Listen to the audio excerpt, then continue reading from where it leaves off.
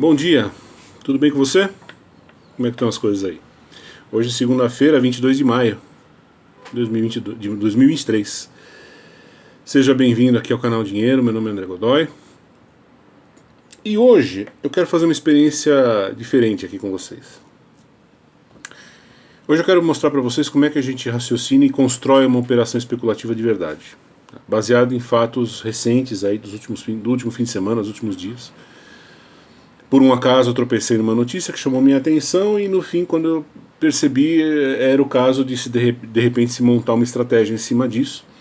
Não estou sugerindo que você invista dinheiro no que eu vou fazer, no que eu vou falar neste vídeo, não é isso. Já cansei de dizer, esse canal não é para recomendação de investimento. Eu apenas vou mostrar como que você raciocina para chegar ao ponto de falar, bom, tem uma operação especulativa, ok. Aí você decide se você monta ela, se você faz ou não, mas quais são os passos que você tem que percorrer para chegar à conclusão de que sim, vale a pena correr o risco, por exemplo. Tá? Tudo começou, senhores, com uma notícia na qual eu tropecei por acaso.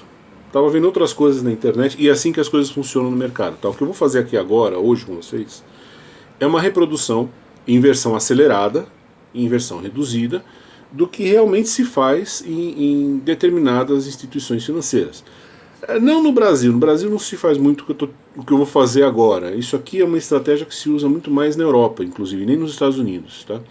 Vocês vão ver que não tem análise de candle, não tem nada.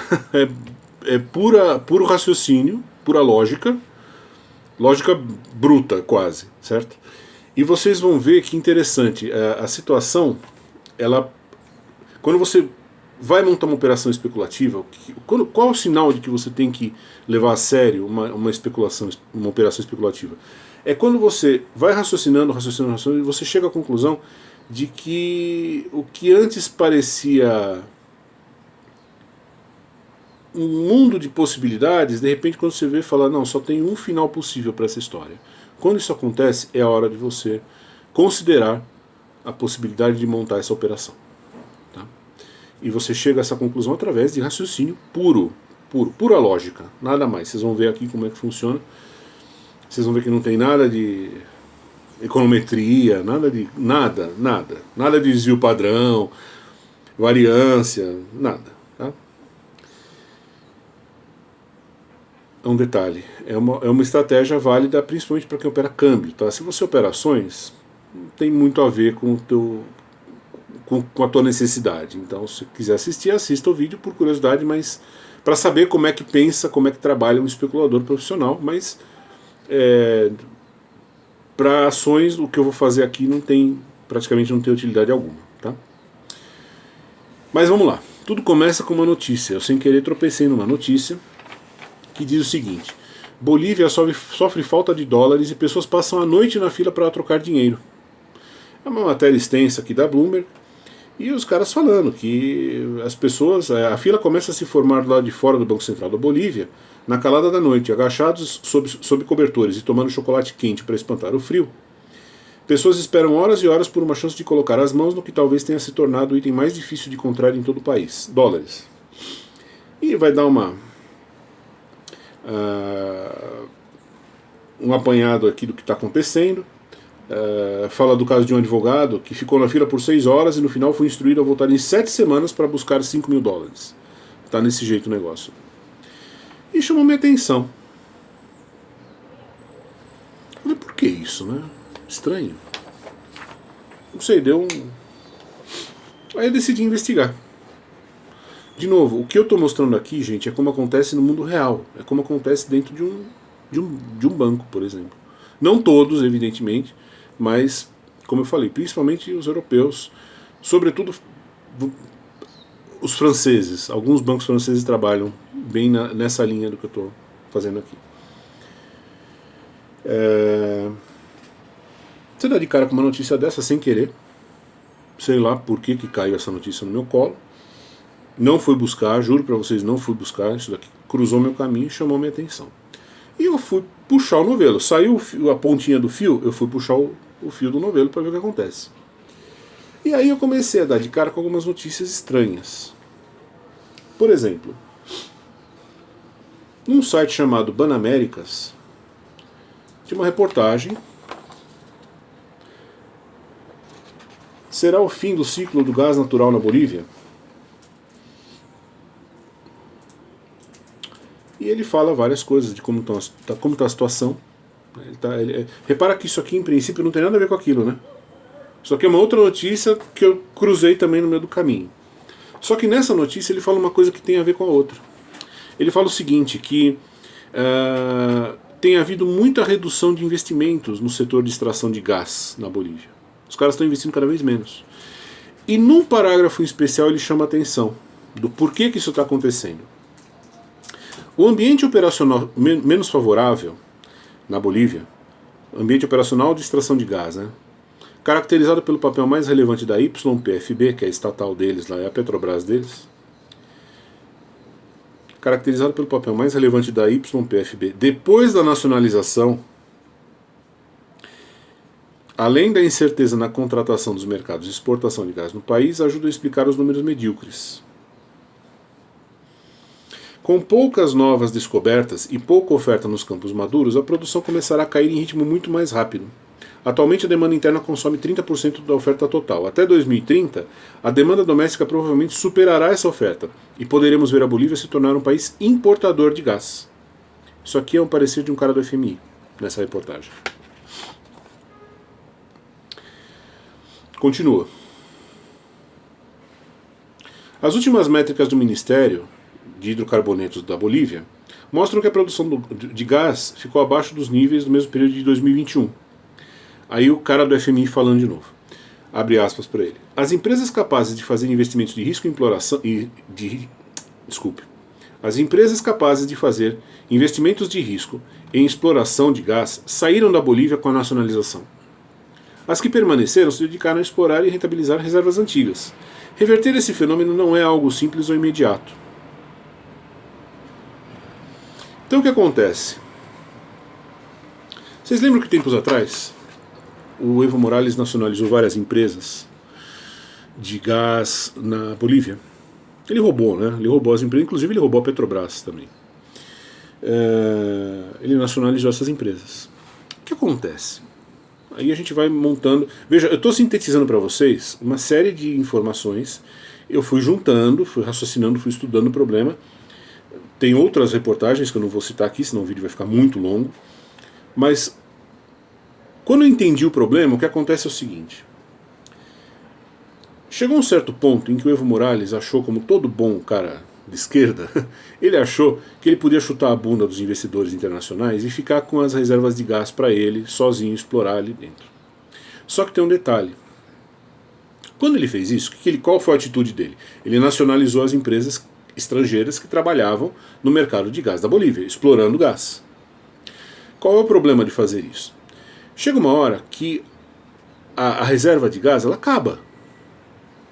E aí você precisa encontrar outra reserva. Você tá, é que nem poço de petróleo. Explora, uma hora acaba, aí você tem que procurar um novo. Tem que encontrar um novo. Só que encontrar um novo é uma complicação, porque é uma atividade de risco. Você começa a furar, você não sabe se você vai encontrar gás. Você não sabe se você vai encontrar gás em quantidade suficiente, você não sabe nada. Ou seja, é uma atividade para a qual você precisa muito dinheiro. Por isso que você precisa ter a iniciativa privada jogando esse jogo. Porque senão, ninguém sozinho tem condições financeiras de suportar uma aventura de alto risco que é ficar procurando reserva de gás. Fura, não acha. Fura, não acha. Fura, não acha. Né? Isso daí é uma coisa que cabe à iniciativa privada. Só que o Evo Morales achou que não, que o precioso gás da Bolívia era da Bolívia, do povo. Sabe essa história? Ele nacionalizou as empresas, mandou os estrangeiros embora. E o que acontece? Quem está hoje lá ainda, por um acaso, não quer saber mais de explorar novas reservas. Claro, porque você vai se meter a fazer isso. Num governo que chega e nacionaliza a tua empresa. Quem ainda sobrou no mercado boliviano, ok, continua. Mas não prospecta novos reservatórios. Porque ele não quer gastar muito dinheiro. Sei lá se o Evo Morales vai mandar embora do país amanhã. Não é isso? Então ele fica lá de boinha, só explorando poços, reservas que já existem, que já estão abertas e funcionando. Ou seja, Essas reservas estão sendo exauridas. E o gás é a única fonte séria de entrada de dólares para a Bolívia. É o único produto que eles têm para vender no mercado internacional, para conseguir dólares para o país. Então olha o que está acontecendo. As reservas antigas estão se exaurindo. Não há mais novas reservas sendo descobertas. Por quê? Porque isso requer dinheiro, competência, tecnologia, e isso não está disponível mais na Bolívia. Por quê? Porque quem tinha esses recursos eram os investidores internacionais que foram expulsos quando as suas empresas foram nacionalizadas. Esses caras não querem mais voltar para a Bolívia. Se você falar de Bolívia para eles, eles vão falar, não, muito obrigado, fica para você. Não vou lá. Então, a YPFB é isso, YPFB. Ela está sozinha nesse jogo, ela tem que se virar. Ela não pode contar com mais ninguém. Ela não era a boazuda? Ela não era gostosona? Então, agora trata de encontrar o petróleo, o gás. Só que ela não está conseguindo porque ela não tem dinheiro, não tem expertise, é uma estatal. Imagina uma estatal tendo que cuidar de uma coisa tão séria. É claro que não vai ter descoberta nenhuma de novos reservatórios de gás. Aí você junta essa informação, que é do setor de gás, com a primeira informação que eu li sobre as filas para comprar dólares. Sumiu o dólar no mercado da Bolívia. Como assim sumiu o dólar? Aí você começa a juntar as pontas. Você fala, pô, sumiu o dólar, por quê? Porque a única fonte de entrada de dólares da Bolívia era exportação de gás. Se estão exaurindo os poços de gás, então evidentemente está parando de entrar dólares no país.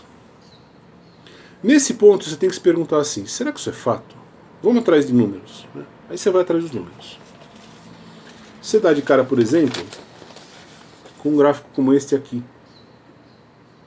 emitido eu acho que é pela ANP, Agência Nacional de Petróleo, no Brasil, mostrando o potencial de exploração de gás na Bolívia. Esse gráfico bate com o que a gente acabou de ler do cara do FMI falando. Mas ok, vamos correr atrás de mais informações. Isso aqui é o gráfico dos lucros que a Bolívia tem tido com a venda de gás natural. Perceba que está quase zerado. Mais uma informação que bate com o que o cara falou. Continuemos.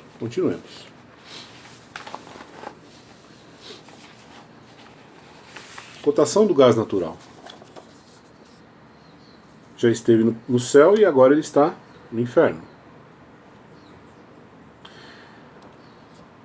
Né? Então veja, você tem um país que está exaurindo suas reservas de gás disponíveis, ele não tem recursos e nem know-how e nem nada para encontrar novas reservas, então a quantidade de gás está diminuindo, e além disso, você tem um outro problema, a cotação está na bacia das almas.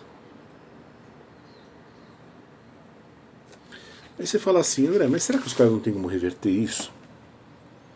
Será que não é uma situação que tem como reverter? Quando você faz uma pesquisa do histórico da Argentina, você vai pesquisar uma coisa que quase todo especulador conhece e pesquisa, que é o ranking da fundação Heritage Foundation. Heritage Foundation é uma fundação americana que faz anualmente um ranking sobre a liberdade econômica de cada país. E quando você encontra o ranking da Bolívia, você dá de cara com isso aqui, olha. A Bolívia está no ranking 169. Sei lá quantos países tem no mundo, sei lá, 200 talvez, 180.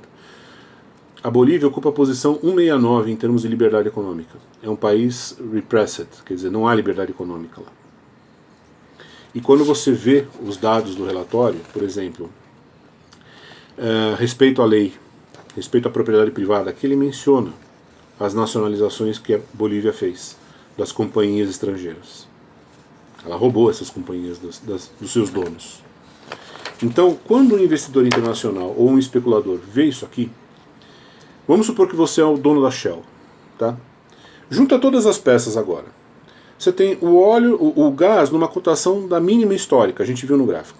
Então, é um item que hoje em dia a cotação dele está baixa. Convenhamos, isso não é um estímulo, né, para você prospectar gás. Então, assim, é um produto que a cotação já está baixa. Aí você vai se meter a entrar num país como esse aqui, para tentar explorar em parceria com o governo local? Vamos supor que o governo da Bolívia falasse: senhores investidores, pelo amor de Deus, voltem. Desculpa aí qualquer coisa. Você voltaria? O cara tem esse ranking aqui. Tem um histórico péssimo. Nacionalizou empresas, roubou empresas dos seus donos. Você vai correr esse risco de prospectar novas reservas de gás, gastar um mundo de dinheiro, talvez você não encontre nada, ou talvez, enfim, é um risco enorme. Num país de um cara que é um cafajeste, um cara é um ladrão. É um cara que vai te usar. Amanhã depois que você encontrar as reservas, quem te garante que ele não vai chegar e falar: muito obrigado, tchau. Aí ele pega de novo as reservas para ele. Então o que acontece? No curto, médio prazo não existe nada que indique que alguém vai querer ir para a Bolívia e investir nesse setor. Então, se ninguém vai querer ir nesse setor, o mais provável é que a Bolívia continue sem essa receita dos dólares. Né? Simples assim. E quais as consequências disso? As consequências disso é que as reservas cambiais do país não vão aumentar mais. Chegaram num ponto e naquele ponto vão ficar. Porque se o meio de conseguir reservas é através de exportação de gás, e as reservas disponíveis meio que secaram, e para piorar a cotação do gás está lá embaixo, então evidentemente que não tem mais entrada de dólares na Bolívia. Pode dizer, nada, pouquíssimo. Muito insuficiente. E não há perspectivas de que esse quadro se reverta no médio prazo nem no curto. Por quê? Porque é um país que tem esse histórico. Ninguém vai querer entrar numa atividade de tanto risco assim num país com esse histórico. Ainda mais para explorar uma commodity que está com os preços deste jeito. Ninguém vai querer. Ou seja, não há perspectiva de que no médio ou curto prazo se reverta essa escassez de dólares entrando na Bolívia. Eles vão continuar sem dólares entrando. Aí você fala: tá, mas e aí? O que isso tem a ver com a questão da escassez ali da fila e tal? Quando você faz uma pesquisa, eu não cheguei a imprimir esses dados, mas eles são fáceis, você encontra eles por aí com muita tranquilidade. O Evo Morales instituiu uma espécie de... É como foi o governo do Lula, né? Fica dando bolsa família, bolsa isso, bolsa aquilo, bolsa outro. Ele fez isso no auge do boom das commodities, quando as cotações de gás estavam lá em cima. A Bolívia rapidamente formou uma reserva cambial expressiva para o tamanho do país. Chegou um ponto que o Evo Morales falou o seguinte: bom, agora eu tenho uma reserva cambial bem alta, não preciso de mais ninguém. Foi aí o momento em que ele começou a nacionalizar as empresas, mandar todo mundo embora, tratar todo mundo no chute, pegar tudo para o governo. Agora, o governo da Bolívia é que vai ser dono das preciosas reservas de gás do país, fora estrangeiros. Né? Só que aí começou a engasgar, porque a partir daí ficou a estatal responsável por conseguir manter a entrada de dólares através do gás. E a estatal, ela não vai conseguir, não conseguiu. E não está conseguindo e não vai conseguir. O problema é que no auge da festa, o Morales, como eu falei, ele instituiu um Estado que fica dando dinheiro para as pessoas. Ele tem milhares de tipos de bolsa tudo lá. Né? Bolsa velho, bolsa jovem, bolsa universitário, bolsa isso, bolsa aquilo. Se você é índio, você ganha bolsa. Se você, sei lá o que, você ganha bolsa, enfim. Né? E isso custa. Parou de entrar novos dólares por causa o setor de gás começou a fraquejar. Mas tudo bem, ele tinha reservas cambiais. O que ele começou a fazer? Ele começou a gastar essas reservas. Vocês sabem que, inclusive, na Bolívia, até a gasolina é subsidiada, né? Essa ideia que o Lula teve aí de subsidiar a gasolina, ele faz lá. A YPFB, lá, a Petrobras deles, compra petróleo internacional e vende no mercado interno com 50% de desconto, para bancar boazinha para o povo boliviano. Ou seja, uma farra. Certo? E ele continuou a sustentar essa farra. Como ele não tinha mais o ingresso de dólares, porque o mercado de gás começou a ficar bamba por incompetência deles, eles começaram a não conseguir mais ganhar dinheiro com gás, começou a fraquejar.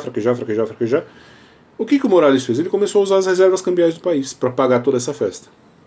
E aí, as reservas cambiais que fizeram isto, depois fizeram isto. Isso daqui parece aqueles caras que ganham loteria e depois fica pobre de novo, né? Tem um pico e depois vai pro zero de novo. Ou seja, lá na Bolívia, as reservas cambiais estão desse jeito aqui. Praticamente não tem mais dólares no país.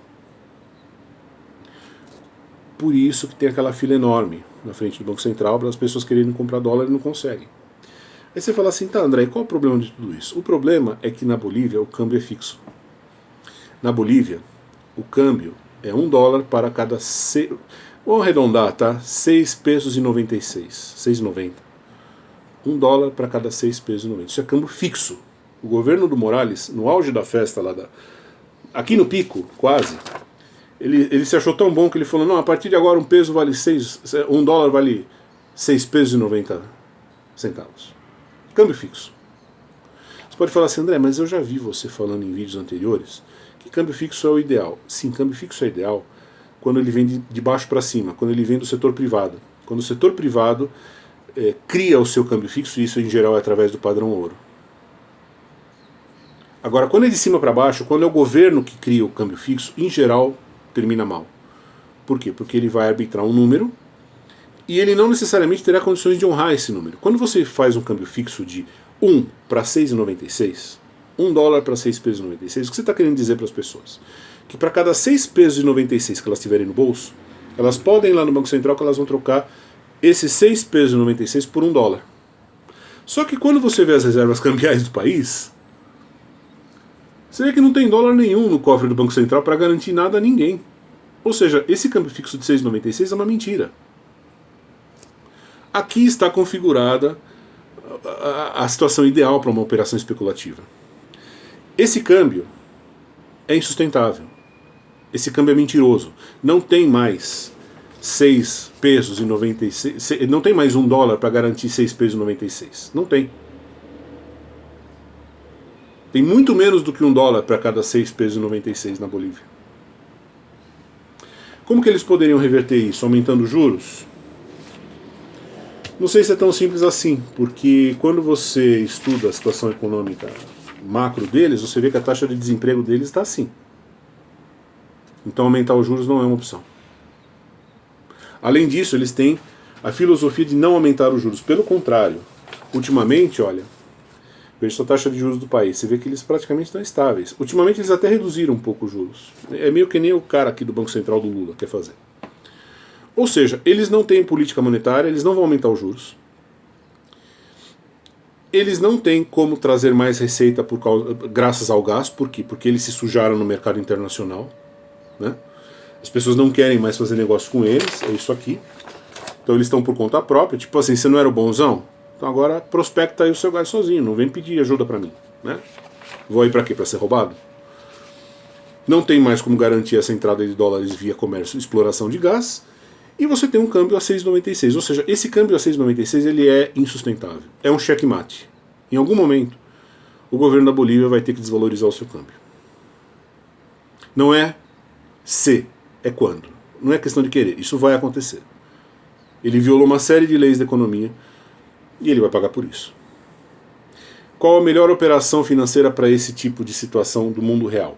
Uma operação que espelhe tudo isso. Ou seja, uma operação que aposte na desvalorização do peso frente ao dólar.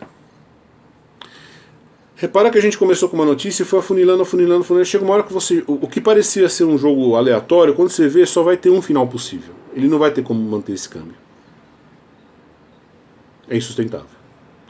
É assim que se monta uma operação especulativa. De novo, eu não estou sugerindo para você ir lá na Bolívia fazer isso, tá? Não é um vídeo de sugestão de investimentos.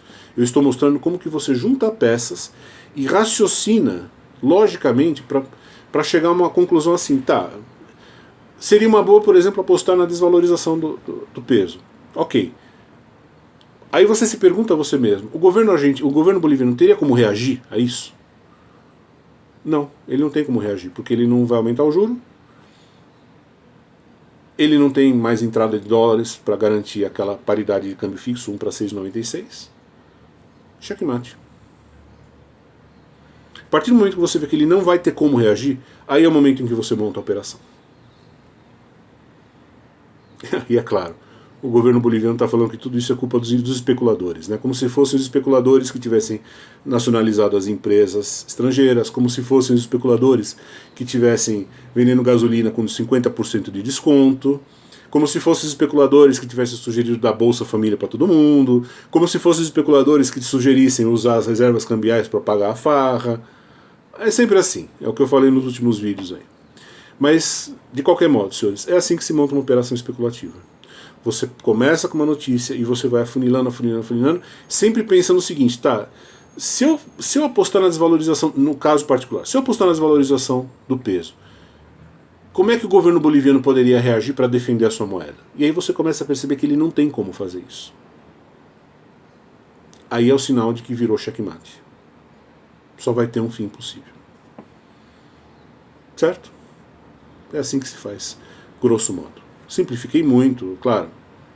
20 minutos de vídeo, não dá para fazer toda a explanação da pesquisa necessária, ela demora mais tempo, mas é basicamente isso. Repito, não é em todos os lugares que fazem desse jeito, lugares em que eu trabalhei, eu conheci, se faz assim, e é uma coisa muito específica de câmbio. Para ações é outra história. Tá bom? É isso, senhores. Um abraço. Obrigado por vocês estarem aqui acompanhando o canal e nos vemos em breve. Até mais.